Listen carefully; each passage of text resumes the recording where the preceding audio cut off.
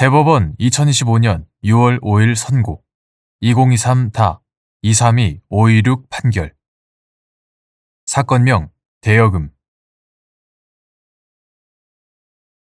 1.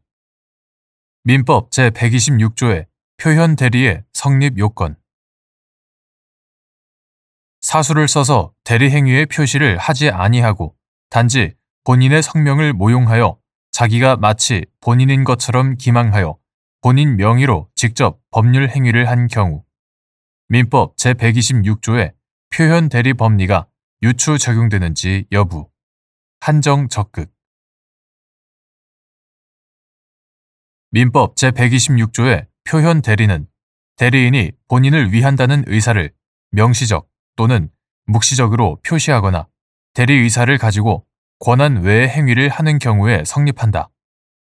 그 외에 사수를 써서 위와 같은 대리 행위의 표시를 하지 아니하고 단지 본인의 성명을 모용하여 자기가 마치 본인인 것처럼 기망하여 본인 명의로 직접 법률 행위를 한 경우에는 본인을 모용한 사람에게 본인을 대리할 기본 대리권이 있었고 상대방으로서는 위 모용자가 본인 자신으로서 본인의 권한을 행사하는 것으로 믿은데 정당한 사유가 있었던 사정이 있는 경우에 하나여 민법 제126조의 표현 대리 법리가 유추 적용된다.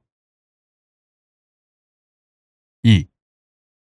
여신 전문 금융업법에 따라 대출업 등을 영위하는 갑 주식회사가 을 주식회사에 대출 모집 업무를 위탁하였는데 을 회사의 운영자 또는 업무 담당자 병 등이 다른 대출로 정의 인감증명서 등을 소지함을 기화로 정 명의의 대출 신청서 및 대출 계약서 등을 위조하고 갑 회사에 제출하여 대출 계약이 체결되었고 이에 갑 회사가 정을 상대로 위 대출 계약에 관하여 민법 제126조의 표현 대리 책임이 있다고 주장하며 대출 원리금의 지급을 구한 사안에서 위 대출 계약 당시 병 등에게 정을 대리할 기본 대리권이 있었다고 하더라도 갑 회사의 병 등이 정 자신으로서 본인의 권한을 행사하여 위 대출을 신청한 것이라고 믿을 만한 정당한 사유가 있었다고 보기 어려우므로 정의 표현 대리 책임이 인정되지 않는다고 본 사례.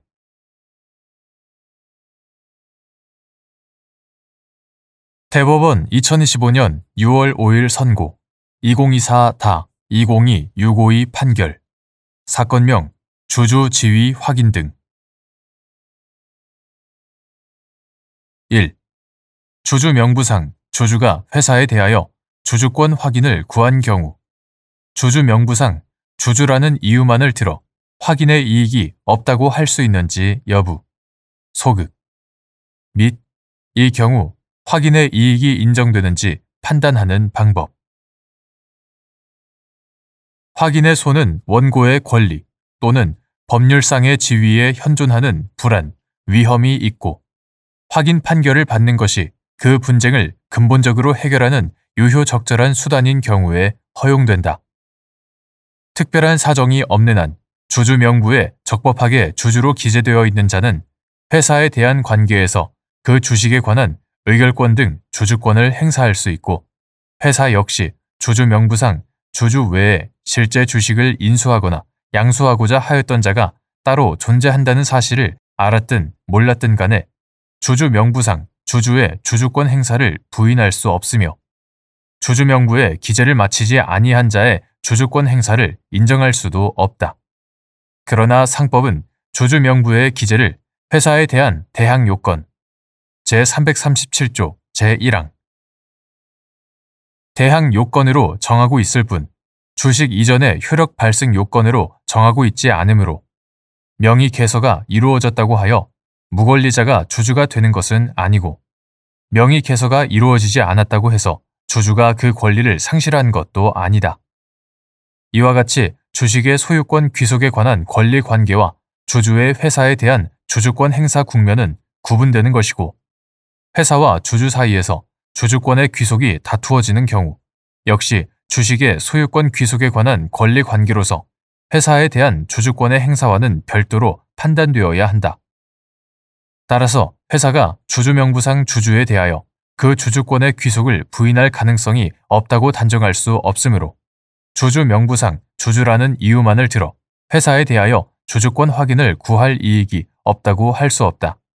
따라서 회사가 주주 명부상 주주 외의 다른 자에게 명의개서 절차를 이행해 줄 것 같은 태세를 보이거나 주주 명부상 주주의 주주권 행사를 정당한 이유 없이 거절하였는지 등의 사정을 종합하여 확인의 이익이 인정되는지를 판단하여야 한다.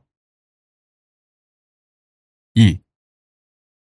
갑 주식회사가 발행한 일부 주식에 관하여 주주 명부상 주주로 기재되어 있는 을이 갑 회사를 상대로 회계장부 등 열람, 등사 가처분을 신청하였다가 갑 회사가 그 대표이사인 병이 을에게 위 주식을 명의 신탁한 것이라고 주장하며 다투어 위 신청이 기각되자 갑 회사와 병을 상대로 위 주식에 관한 주주권의 확인을 구하는 소를 제기한 사안에서 갑 회사와 병이 위 주식에 관한 주주권 귀속을 다투는 이상 을이 갑 회사와 병을 상대로 위 주식에 관한 주주권이 을에게 있다는 확인을 구할 이익이 있다고 봄이 타당한데도 이와 달리 본 원심 판단에 법리 오해에 잘못이 있다고 한 사례.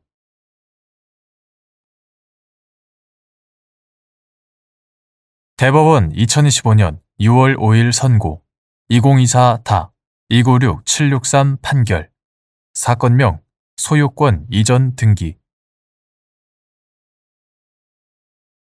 1. 판결 주문의 특정 정도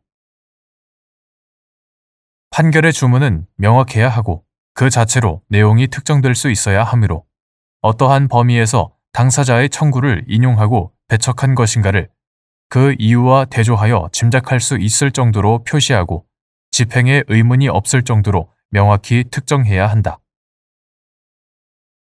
2.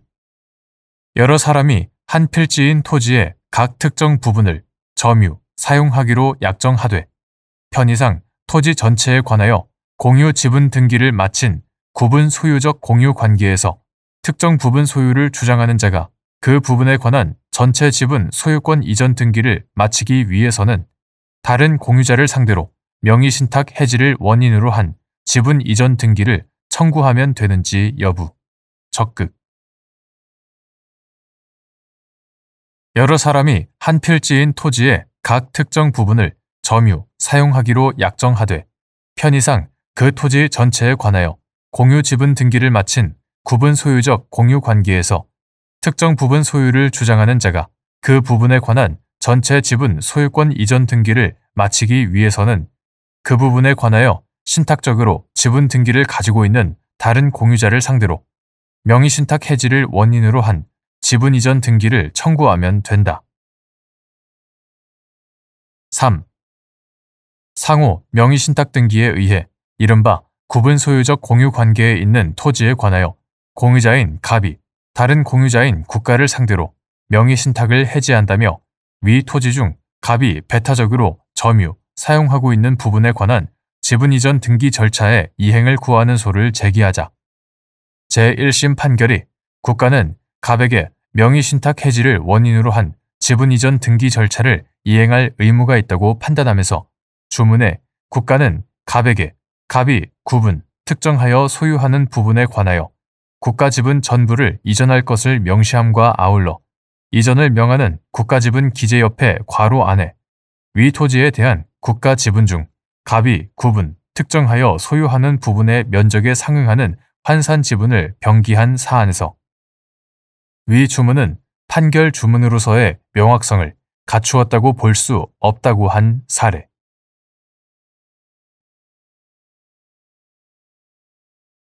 대법원 2025년 6월 12일 선고 2020-219577 판결 사건명 회사에 관한 소송 1. 주주 사이에 체결된 의결권 구속 약정의 효력, 원칙적 유효 및 의결권 구속 약정의 당사자가 약정을 위반하여 주주총회 의결권을 행사함에 따라 주주총회 결의가 성립된 경우 약정의 다른 당사자가 회사를 상대로 약정 위반을 주장하며 주주총회 결의의 하자를 다툴 수 있는지 여부, 소급 주주 사이에 체결된 이른바 의결권 구속 약정, 즉 주주의 주주총회 의결권 행사를 제한하는 내용의 약정은 계약의 일반 원칙에 따라 그 내용이나 목적이 강행 규정 또는 사회 질서 등에 반하지 않는 한 계약의 당사자 사이에서는 원칙적으로 유효하다. 그러나 의결권 구속약정의 효력은 주주권의 내용 등 회사의 단체법적 질서에는 영향을 미칠 수 없으므로 의결권 구속약정의 당사자가 약정을 위반하여 주주총회 의결권을 행사함에 따라 주주총회 결의가 성립된 경우 약정의 다른 당사자는 회사를 상대로 약정 위반을 주장하며 주주총회 결의에 하자를 다툴 수 없고 다만 약정을 위반한 당사자를 상대로 계약에 근거한 권리를 행사할 수 있을 뿐이다. 2. 갑과 을 외국회사가 병주식회사의 설립, 운영에 관한 합작투자 계약을 체결하면서 이사회의 구성은 4인으로 하고 갑과 을 회사가 각각 2인을 지정한다라고 약정하였고 이에 따라 병회사가 설립되어 이사회가 구성되었는데 그 후 을 회사가 병회사의 임시주주총회에서 3인의 이사를 추가로 선임하는 안건에 찬성하는 의결권을 행사하여 그와 같은 내용의 주주총회 결의가 성립한 사안에서 갑은 을 회사를 상대로 을 회사 측이 추천하여 선임된 이사 5인 중 3인의 이사를 해임하는 안건에 찬성하는 내용으로 의결권을 행사할 것을 구할 수 있다고 한 사례. 3. 간접 강제를 명하는 경우 상당한 이행기간 및 강제명령 배상금을 정할 때 고려할 사항. 민사집행법 제261조 제1항의 간접 강제는 채무자에게 부대체적 자귀 채무 또는 부자귀 채무 등의 불이행에 대하여 손해배상의 제재를 예고하는 방법으로 심리적 압박을 가함으로써 채무자 스스로 채무의 내용을 실현하도록 유도하는 집행 방법이다. 간접 강제를 명하는 결정에는 채무의 이행 의무 및 상당한 이행 기간을 밝히고 채무자가 그 기간 이내에 이행을 하지 아니하는 때에는 늦어진 기간에 따라 일정한 배상을 하도록 명할 수 있다. 민사집행법 제261조 제1항. 여기서 상당한 이행 기간이란 채무자가 법원으로부터 이행 의무가 있음을 고지받은 때부터 의무를 이행하는 데 필요한 합리적인 기간을 뜻하는 것으로서 법원은 이행 의무의 내용, 이행의 용이성 등을 비롯하여 앞서 본 간접 강제의 성격 등 여러 사정을 고려하여 상당한 이행 기간을 정할 수 있다. 나아가 강제명령 배상금은 채무자로 하여금 이행기간 이내에 이행을 하도록 하는 심리적 강제수단이라는 성격뿐만 아니라 채무자의 채무 불이행에 대한 법정 제재금이라는 성격도 가지는 것으로서 법원은 사건의 경위, 당사자의 특성이나 자력, 채무의 성질과 구체적인 내용 및 이행의 난이도, 채무자의 태도와 위반 행위의 정도, 위반 행위로 인해 채무자가 얻을 것으로 예상되는 이익, 위반 행위로 인한 채권자의 피해와 피해 회복의 곤란성 등을 고려하여 배상금을 정할 수 있다.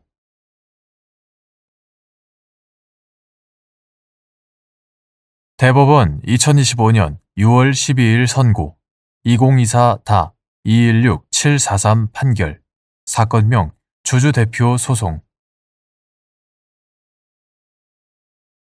주주가 제기한 대표 소송에 상법 제403조에서 정한 제소 요건을 갖추지 못한 하자가 있으나 회사가 주주의 제소 청구에 응하지 않으리라는 특별한 사정이 인정되는 경우 위 하자가 치유되는지 여부. 적극. 상법 제403조 제1항, 제2항, 제3항에 따르면 발행주식 총수의 100분의 1 이상에 해당하는 주식을 가진 주주는 그 이유를 기재한 서면으로 회사에 대하여 이사의 책임을 추궁할 소의 제기를 청구할 수 있고 회사가 그 청구를 받은 날로부터 30일 내에 소를 제기하지 아니한 때에는 위 주주가 즉시 회사를 위하여 소를 제기할 수 있다. 이는 주주가 회사를 위하여 회사의 권리를 행사하여 이사의 책임을 추궁할 수 있는 대표 소송을 인정함으로써 회사의 이익 보호를 도모하면서도 주주의 대표 소송이 회사가 가지는 권리에 바탕을 둔 것임을 고려하여 제소 요건을 마련함으로써 주주에 의한 남소를 방지하고자 함에 있다.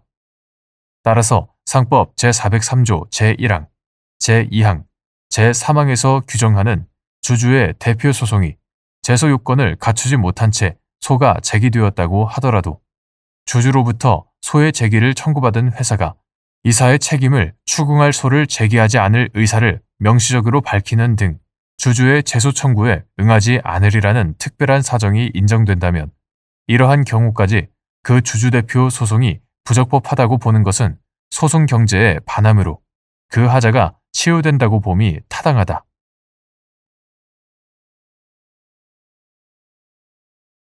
대법원 2015년 6월 12일 선고 2021다 256-696 등 판결 사건명 주주 대표 소송 등 1. 어떤 회사가 이사가 속한 회사의 영업 부류에 속한 거래를 하고 있는 경우 영업지역을 달리하고 있다는 사정만으로 두 회사가 경업관계에 있지 않다고 볼 수 있는지 여부 소극 및 경업 대상 여부가 문제되는 회사가 실질적으로 이사가 속한 회사의 지점 내지 영업 부문으로 운영되고 공동의 이익을 추구하는 관계에 있는 경우 두 회사 사이에 이익 충돌의 여지가 있다고 볼 수 있는지 여부 소극 어떤 회사가 이사가 속한 회사의 영업 부류에 속한 거래를 하고 있다면 당시 서로 영업지역을 달리하고 있다고 하여 그것만으로 두 회사가 경업관계에 있지 아니하다고 볼 것은 아니지만 두 회사의 지분 소유 상황과 지배 구조, 영업 형태, 동일하거나 유사한 상호나 상표의 사용 여부, 시장에서 두 회사가 경쟁자로 인식되는지 여부 등 거래 전반의 사정에 비추어 볼 때 경업 대상 여부가 문제되는 회사가 실질적으로 이사가 속한 회사의 지점 내지 영업 부문으로 운영되고 공동의 이익을 추구하는 관계에 있다면 두 회사 사이에는 서로 이익 충돌의 여지가 있다고 볼 수 없다. 2. 손해배상액 산정에서 손익상계가 허용되기 위한 요건 및 이사가 회사의 업무를 집행하면서 고의, 과실로 법령을 위반한 경우 법령 위반 행위로 인하여 회사에 발생한 이득을 손익상계의 대상으로 삼을 수 있는지 여부 소극 불법 행위 등이 채권자 또는 피해자에게 손해를 생기게 하는 동시에 이익을 가져다 준 경우에는 공평의 관념상 그 이익은 당사자의 주장을 기다리지 아니하고 손해를 산정할 때에 공제하여야 한다. 손해배상액 산정에서 손익상계가 허용되기 위해서는 손해배상 책임의 원인이 되는 행위로 인하여 피해자가 새로운 이득을 얻었고 그 이득과 손해배상 책임의 원인 행위 사이에 상당 인과관계가 있어야 하며 그 이득은 배상 의무자가 배상하여야 할 손해의 범위에 대응하는 것이어야 한다. 회사는 기업 활동을 하면서 범죄를 수단으로 하여서는 아니 되므로 이사가 회사의 업무를 집행하면서 고의, 과실로 법령을 위반한 경우에 설령 그 법령 위반 행위로 인하여 회사에 어떠한 이득이 발생하였다 하더라도 이러한 이득을 손익상계의 대상으로 삼는 것은 이사의 법령 위반 행위로 인한 회사에 위법한 이득 보유를 그대로 승인하고 그 범위 내에서 이사의 손해배상 책임을 부정함으로써 오히려 이사의 법령 위반 행위와 회사의 범죄를 조장하고 손해배상 제도의 근본적인 취지에도 반하는 결과가 되므로 허용될 수 없다. 3. 이사가 법령을 위반한 행위를 하여 회사에 대하여 손해를 배상할 책임이 있는 경우 재반 사정을 참작하여 손해배상액을 제한할 수 있는지 여부, 적극 및 이때 손해배상액 제한의 참작 사유에 관한 사실 인정이나 제한 비율의 결정이 사실심의 전권 사항인지 여부, 원칙적 적극 이사가 법령을 위반한 행위를 하여 회사에 대하여 손해를 배상할 책임이 있는 경우에 손해배상의 범위를 정함에 있어서는 당해 사업의 내용과 성격, 당해 이사의 임무 위반의 경위 및 임무 위반 행위의 태양, 회사의 손해 발생 및 확대에 관여된 객관적인 사정이나 그 정도, 평소 이사의 회사에 대한 공헌도, 임무 위반 행위로 인한 당해 이사의 이득 유무, 회사의 조직 체계의 흠결 유무나 위험 관리 체제의 구축 여부 등 재반 사정을 참작하여 손해분담의 공평이라는 손해배상 제도의 이념에 비추어 손해배상액을 제한할 수 있다. 이때의 손해배상액 제한의 참작 사유에 관한 사실인정이나 제한의 비율을 정하는 것은 민법상 과실상계의 사유에 관한 사실인정이나 비율을 정하는 것과 마찬가지로 그것이 형평의 원칙에 비추어 현저히 불합리한 것이 아닌 한 사실심의 전권 사항이다.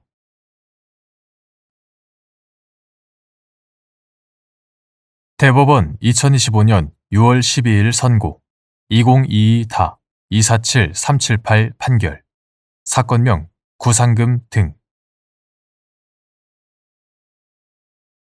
채무자 회생 및 파산에 관한 법률 제564조에 의한 면책결정의 효력이 우선 변제권이 인정되는 부분을 포함하여 주택임차인의 보증금 반환 채권 전부에 미치는지 여부, 적극, 및 주택임차인이 보증금 반환 채권 중 우선 변제권이 인정되는 부분조차 변제받지 못한 상태에서 파산 절차가 폐지되고 면책 결정이 확정된 경우 주택임차인이 채무자를 상대로 보증금 반환 채권의 이행을 소구할 수 있는지 여부, 소극. 채무자 회생 및 파산에 관한 법률 이하 법이라고 한다. 법 제566조는 면책을 받은 채무자는 파산 절차에 의한 배당을 제외하고는 파산 채권자에 대한 채무의 전부에 관하여 그 책임이 면제된다. 다만 다음 각호의 청구권에 대하여는 책임이 면제되지 아니한다라고 규정하면서 각호에서 파산 채권에 해당하는 법 제415조의 주택임대차 보호법상 대항 요건 및 확정 일자를 갖춘 주택임차인이 채무자에 대하여 가지는 보증금 반환 채권을 면책에서 제외되는 청구권으로 규정하고 있지 않고 위 보증금 반환 채권 중 우선 변제권이 인정되는 부분 역시 마찬가지이므로 법 제564조에 의한 면책 결정의 효력은 우선 변제권이 인정되는 부분을 포함하여 주택임차인의 보증금 반환 채권 전부에 미친다. 따라서 법 제415조에서 주택임차인의 보증금 반환 채권에 관하여 우선 변제권을 규정하였음에도 불구하고 주택임차인이 보증금 반환 채권 중 우선 변제권이 인정되는 부분조차 변제받지 못한 상태에서 파산 절차가 폐지되었다고 하더라도 법 제564조에 의한 면책 결정이 확정된 이상 주택임차인으로서는 이후 주택이 환가되는 경우 환가 대금에 관하여 자신의 우선 변제권을 주장할 수 있을 뿐 채무자를 상대로 보증금 반환 채권의 이행을 소구할 수 없다.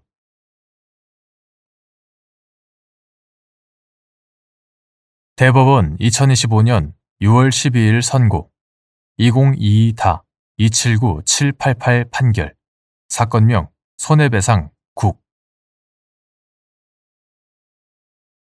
1. 자동차에 설정된 저당권의 피담보 채권이 변제되지 않은 상태에서 자동차 등록이 자동차관리법에서 정한 사유와 절차에 따라 적법하게 직권으로 말소되더라도 저당권자는 물상 대위권을 행사하여 그 매각 대금으로부터 우선 변제를 받을 수 있는 권리를 보유하는지 여부, 적극.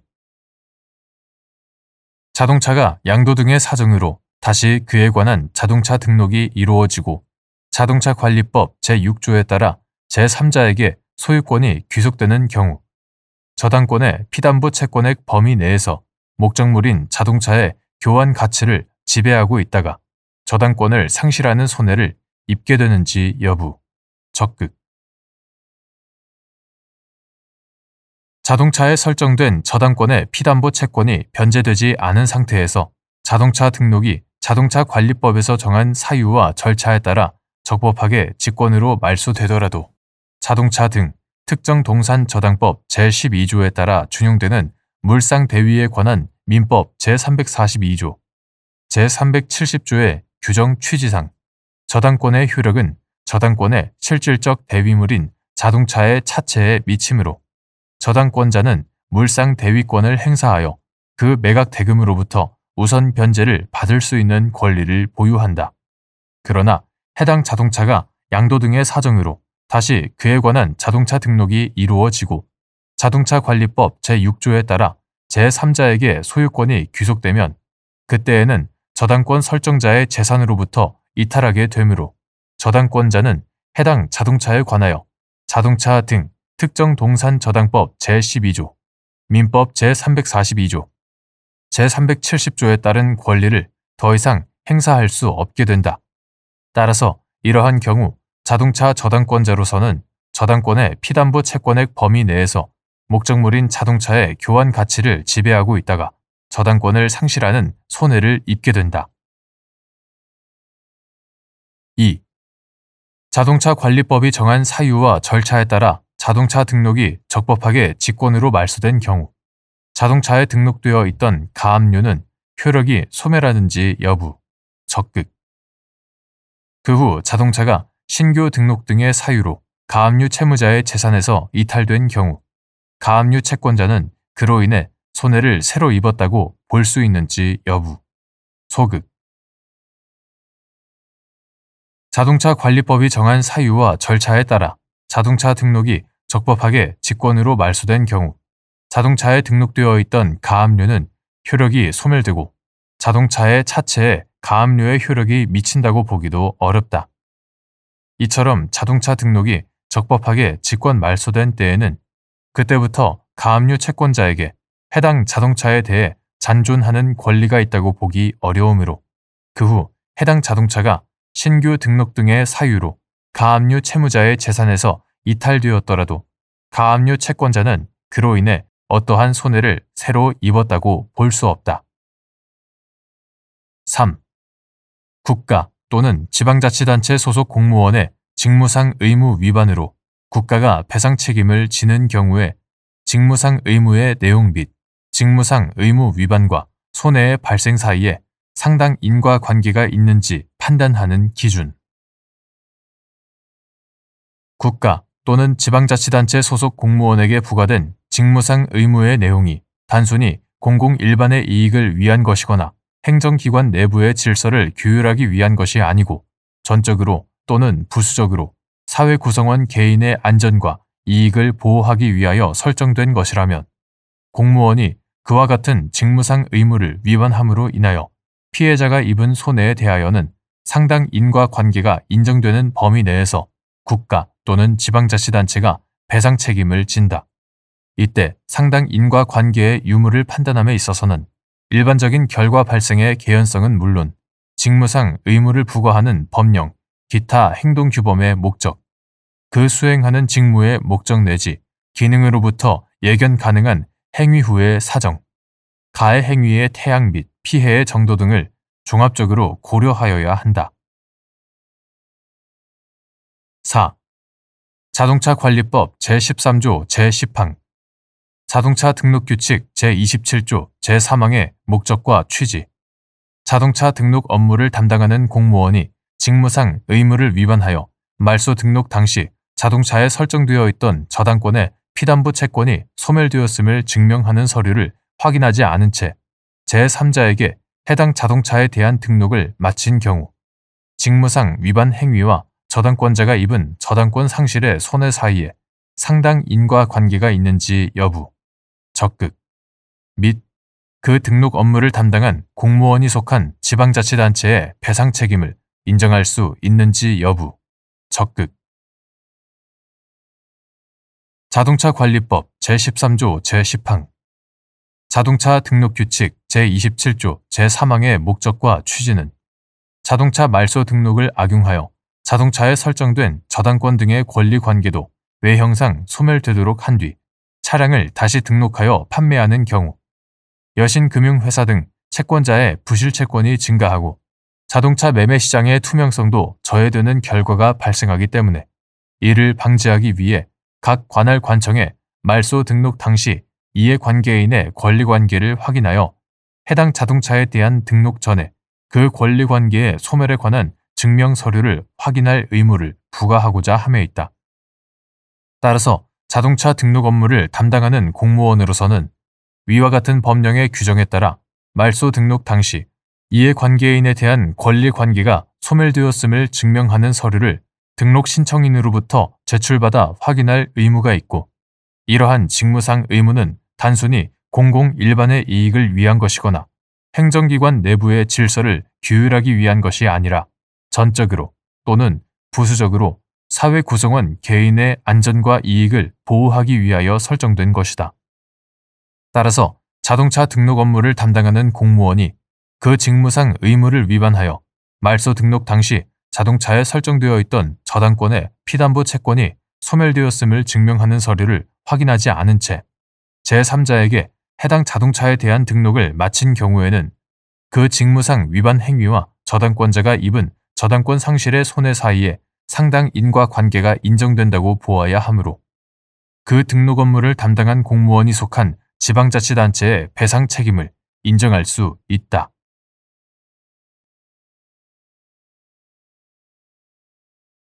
대법원 2025년 6월 12일 선고 2024-288-915 판결 사건명 토지 인도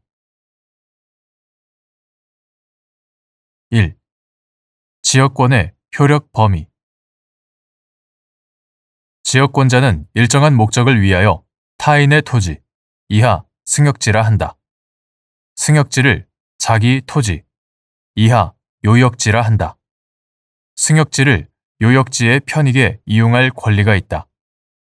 민법 제291조 토지의 분할이나 일부 양도의 경우에는 지역권은 요역지의 각 부분을 위하여 또는 그 승역지의 각 부분에 존속하나 지역권이 토지의 일부분에만 관한 것인 때에는 다른 부분에 대하여는 그러하지 아니하다.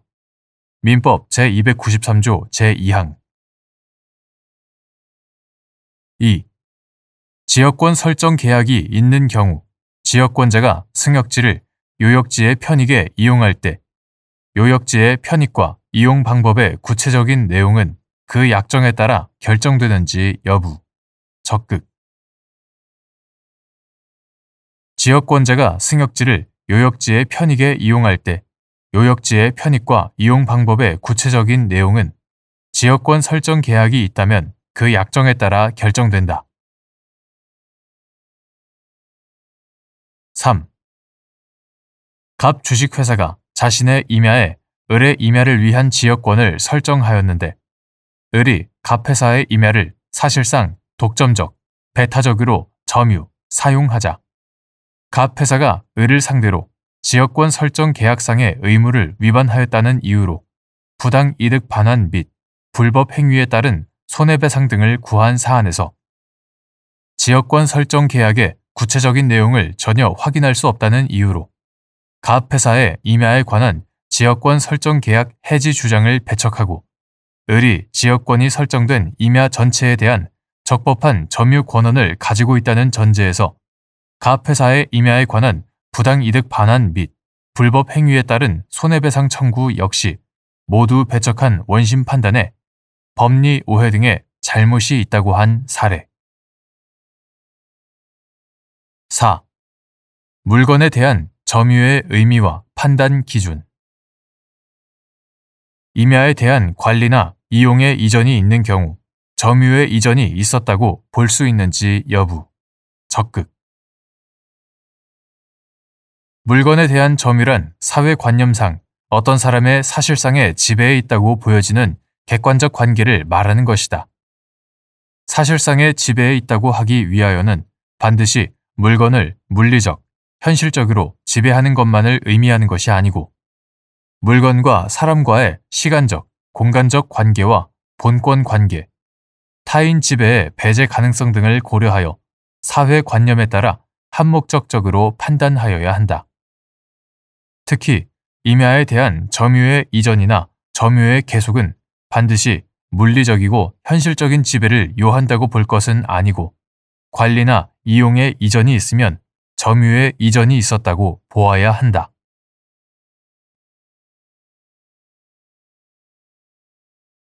대법원 2025년 6월 12일 선고 2024 315 527 등 판결. 사건명 매매대금 반환 등. 1.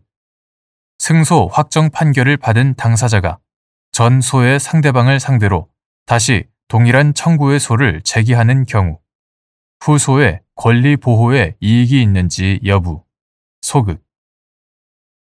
이는 외국 법원에서 민사소송법 제217조의 승인 요건을 갖춘 승소 확정 판결을 받은 당사자가 전소의 상대방을 상대로 다시 우리나라 법원에 동일한 청구의 소를 제기한 경우에도 마찬가지인지 여부, 적극.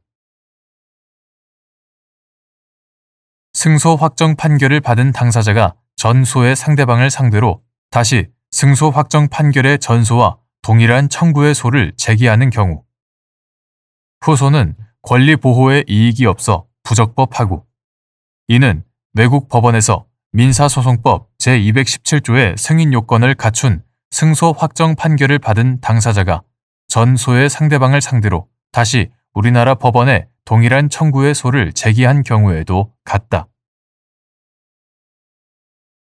2. 민사소송법 제217조 제1항 제4호에서 정한 상호 보증의 요건을 갖추었는지 판단하는 기준 및 외국 재판의 승인 요건이 충족되었는지는 법원의 직권조사 사항인지 여부, 적극. 민사소송법 제217조 제1항 제4호는 외국 법원의 확정 재판 등의 승인 요건으로 상호 보증이 있거나 대한민국과 그 외국 법원이 속하는 국가에 있어 확정 재판 등의 승인 요건이 현저히 균형을 상실하지 아니하고 중요한 점에서 실질적으로 차이가 없을 것을 규정하고 있다. 이에 의하면 우리나라와 외국 사이의 동종 판결의 승인 요건이 현저히 균형을 상실하지 아니하고 외국에서 정한 요건이 우리나라에서 정한 그것보다 전체로서 과중하지 아니하며 중요한 점에서 실질적으로 거의 차이가 없는 정도라면 민사소송법 제217조 제1항 제4호에서 정하는 상호 보증의 요건을 갖춘 것으로 보아야 한다.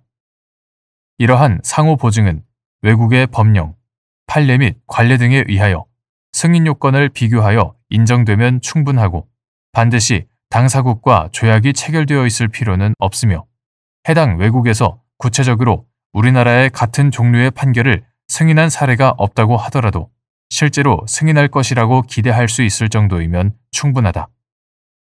법원은 외국 재판의 승인 요건이 충족되었는지에 관하여 직권으로 조사하여야 한다. 민사소송법 제217조 제2항.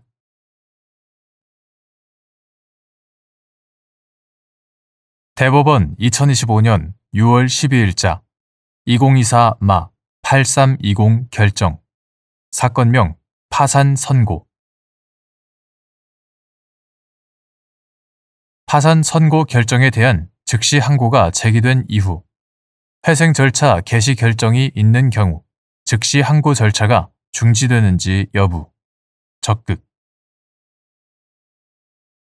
소송 절차의 중지는 법원이나 당사자에게 소송을 진행할 수 없는 사유가 생겼거나 진행에 부적당한 사유가 생겼을 때 법률상 당연히 또는 법원의 결정에 의하여 절차의 진행이 정지되는 것을 의미한다. 채무자 회생 및 파산에 관한 법률, 이하 채무자 회생법이라고 한다. 채무자 회생법 제58조 제2항 제1호는 회생 절차 개시 결정이 있는 때에 파산 절차가 중지된다고 규정하고 있다. 이는 채무자에 대하여 회생 절차가 개시되면 파산 절차를 진행함이 부적당한 사유가 생겼다고 보아 법률상 당연히 파산 절차의 진행을 정지하도록 한 것으로서 파산 선고 결정에 대한 즉시 항고가 제기된 이후 회생 절차 개시 결정이 있는 경우에는 그 즉시 항고 절차도 중지된다고 보는 것이 타당하다. 그 이유는 다음과 같다. 첫째, 채무자 회생법 제58조 제2항에 따라 회생 절차 개시 결정으로 인해 중지되는 절차에는 파산 절차 제1호, 파산 절차 외에도 채무자의 재산에 대하여 이미 행한 회생채권 또는 회생담보권에 기한 강제집행 등 제2호, 채무자의 재산에 대하여 이미 행한 회생채권 또는 회생담보권에 기한 강제집행 등과 국세 징수의 예에 의하여 징수할 수 있는 청구권으로서 그 징수 우선순위가 일반 회생채권보다 우선하지 아니한 것에 기한 체납처분 제3호 국세 징수의 예에 의하여 징수할 수 있는 청구권으로서 그 징수 우선순위가 일반 회생채권보다 우선하지 아니한 것에 기한 체납처분이 있다. 그런데 채무자회생법 제58조 제5항은 같은 조 제2항 제2호의 강제집행 등 절차와 제3호의 체납처분 절차에 관하여 회생 절차 종료 전이라도 일정한 요건 하에 중지한 절차나 처분을 속행 또는 취소할 수 있도록 하면서 다만 파산 절차에 관하여는 그러하지 아니하다라고 규정함으로써 회생 절차가 계속되는 동안에는 파산 절차의 속행뿐 아니라 취소 또한 금지됨을 분명히 하고 있다. 둘째, 회생 절차 개시 결정으로 인해 파산 관제인에 의한 파산재단 구성, 채권자 집회 진행 등도 파산 절차로서 중단되고 그 중단의 효력은 회생 계획이 인가 또는 불인가 되거나 채무자회생법 제286조에 따라 회생 절차가 폐지될 때까지 계속된다.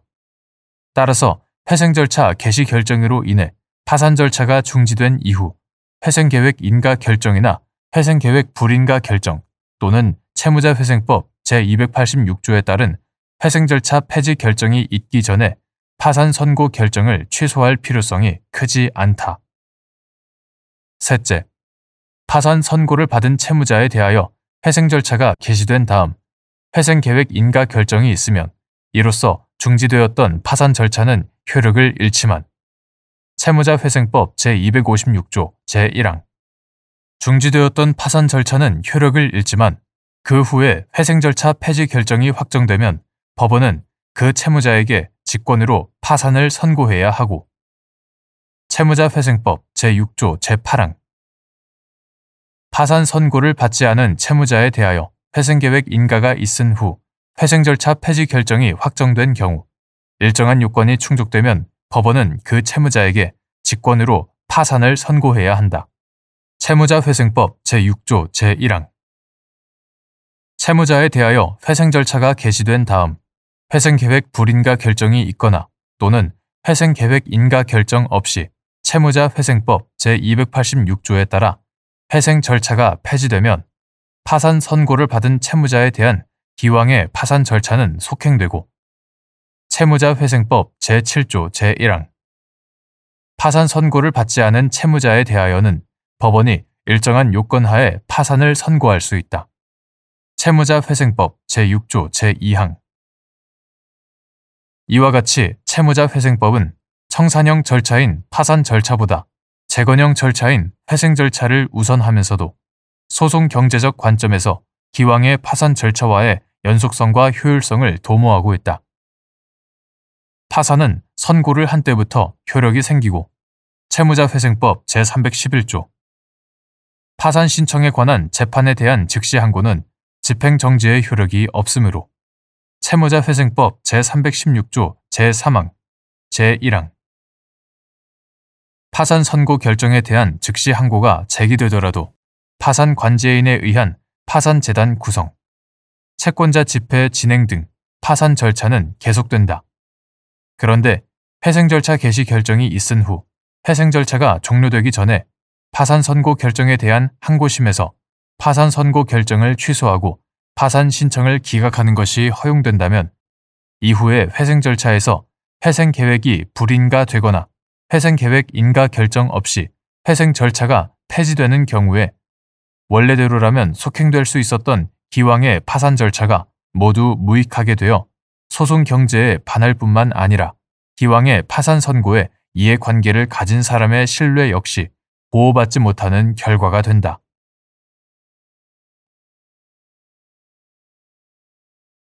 대법원 2025년 6월 12일자 2025-523 결정 사건명 집행관의 집행위임 거부 등에 대한 이의 신청서 집행관 1. 토지의 인도를 명하는 집행권한만으로 지상에 건물이 건축되어 있는 토지 전체에 대한 인도 집행을 실시할 수 있는지 여부, 소극, 및 토지 지상에 구조물이 있으나 토지로부터 쉽게 분리할 수 있거나 기둥과 지붕 및 주벽이 없어 법률상 독립된 건물이라고 할 수 없는 경우, 집행관이 구조물이 있다는 이유로 토지에 대한 인도 집행을 거절할 수 있는지 여부, 소극. 목적물 중 일부에 대하여만 집행이 가능한 경우, 채권자가 일부 목적물에 대하여만 집행하기를 원하지 않는다는 등의 특별한 사정이 없다면 집행이 가능한 목적물에 대하여 집행하여야 하는지 여부, 적극. 토지의 인도를 명한 집행권원의 효력은 그 지상에 건립된 건물에까지 미치는 것이 아니고 건물을 그대로 둔 채 토지에 대한 점유만을 풀어 채권자에게 인도할 수도 없는 것이므로 집행관으로서는 지상에 건물이 건축되어 있는 토지에 대하여는 그 지상물의 인도나 철거 등을 명하는 집행권원이 따로 없는 이상 토지를 인도하라는 집행권원만으로는 인도 집행을 실시할 수 없다.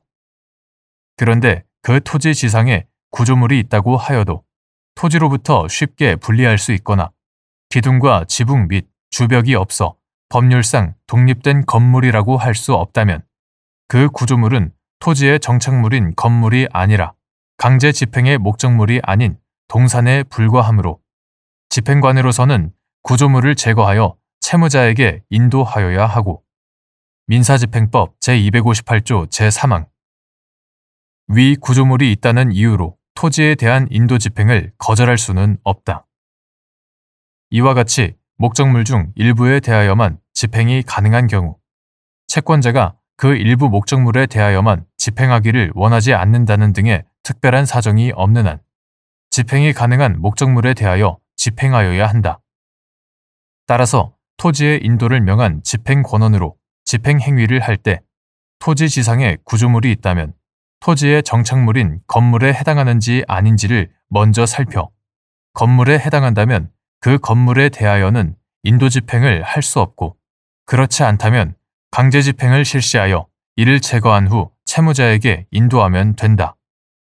이때에도 채권자가 집행이 불가능한 건물을 제외한 일부 목적물에 대하여만 집행을 원하는지 확인하여야 한다.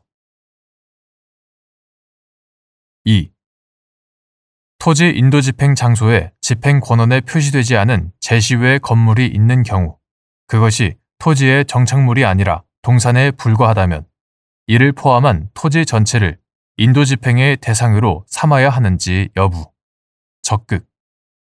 및 토지상 건물에 대한 집행이 불가능하여 토지 인도만 집행하는 경우 건물뿐만 아니라 건물의 용도에 따라 현상 유지에 일반적으로 필요하다고 인정되는 범위 내의 토지도 강제 집행의 범위에서 제외되어야 하는지 여부, 적극. 토지 인도 집행 장소에 집행 권원에 표시되지 않은 제시 외 건물이 있는 경우 집행관으로서는 첫째, 토지의 정착물인 건물이 아니라 강제 집행의 목적물이 아닌 동산에 불과하다면 이를 포함하여 토지 전체를 인도 집행의 대상으로 삼아야 하고 둘째, 토지상 건물에 대한 집행이 불가능하여 토지 인도만을 집행할 때에는 건물뿐만 아니라 그 건물의 용도에 따라 현상 유지에 일반적으로 필요하다고 인정되는 범위 내의 토지도 강제 집행의 범위에서 제외되어야 한다.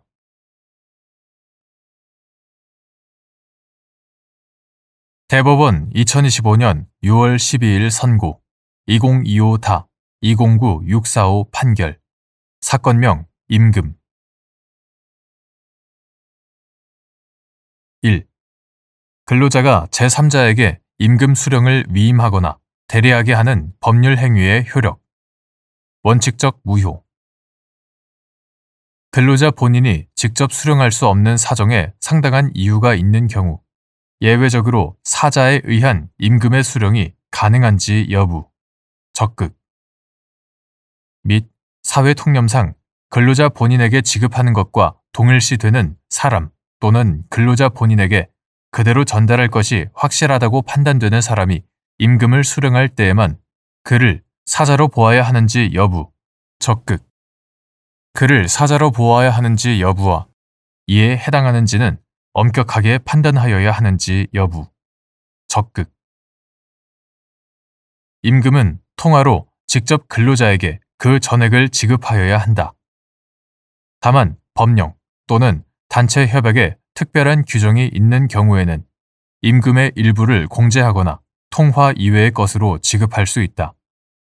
근로기준법 제43조 제1항, 선원법 제52조 제1항.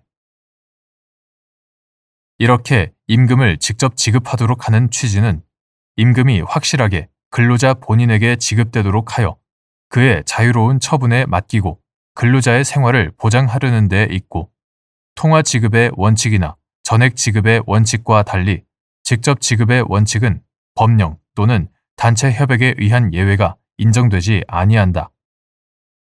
따라서 원칙적으로 근로자가 제3자에게 임금 수령을 위임하거나 대리하게 하는 법률 행위는 무효이다. 다만 선박 소유자는 승무 중인 선원이 청구하거나 법령이나 단체 협약에 특별한 규정이 있는 경우에는 임금의 전부 또는 일부를 그가 지정하는 가족이나 그 밖의 사람에게 통화로 지급하거나 금융회사 등에 예금하는 등의 방법으로 지급하여야 한다. 선원법 제52조 제3항. 이러한 선원법의 규정 외에도 근로자 본인이 직접 수령할 수 없는 사정에 상당한 이유가 있는 경우에는 예외적으로 사자에 의한 임금의 수령도 가능할 수 있다. 그러나 위와 같은 근로기준법 제43조의 규정 형식이나 취지 등에 비추어 보면 사회통념상 근로자 본인에게 지급하는 것과 동일시되는 사람 또는 근로자 본인에게 그대로 전달할 것이 확실하다고 판단되는 사람이 임금을 수령할 때에만 그를 사자로 보아야 하고, 이에 해당하는지는 엄격하게 판단하여야 한다. 2. 갑 등이 을의 소개로 병건설회사와 근로계약을 체결하면서 본인 계좌 사용 불가를 이유로 정에게 임금의 대리수령을 위임한다는 내용이 기재된 임금수령 본인 동의서, 위임장 또는 임금 대리수령 확인서 등을 작성하여 병회사에 제출하였고, 병회사는 정에게 갑 등의 임금을 일괄하여 지급한 사안에서 재반 사정에 비추어 정은 사회통념상 갑 등에게 지급한 것과 동일시되는 사람 또는 갑 등에게 그대로 전달할 것이 확실하다고 판단되는 사람으로 보기 어려우므로 병회사가 정에게 갑 등의 임금을 지급하였더라도 직접 지급의 원칙에 위반되어 무효라고 한 사례.